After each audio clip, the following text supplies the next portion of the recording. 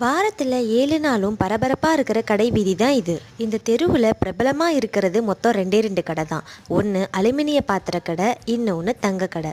ஏன்னா இவங்க ரெண்டு பேருமே அவ்வளவு நண்பர்கள். அலுமினிய பாத்திர கடைக்காரரும் தங்க நகை கடைக்காரரும் வியாபாரத்தில் கை தேர்ந்தவங்க.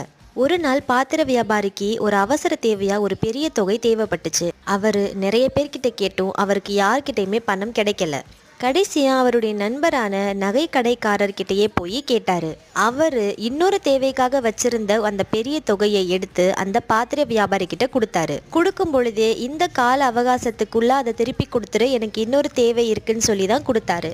ஆனா அவர் சொன்ன தேதிக்குள்ள அந்த பாத்திர வியாபாரியினால பணத்தை திருப்பி கொடுக்கவே முடியல. இதனால நகைக்கடைக்காரருக்கு அவருடைய வியாபாரத்துல ஒரு பெரிய சரிவு ஏற்பட்டுருச்சு. அதுக்கப்புறம் அவர் பாத்திர வியாபாரி கிட்ட அவ்வளவோ பேசிக்கிறதே இல்லை. இதனாலதான் கடன் அன்பை முறிக்கும்னு சொல்லுவாங்க போல.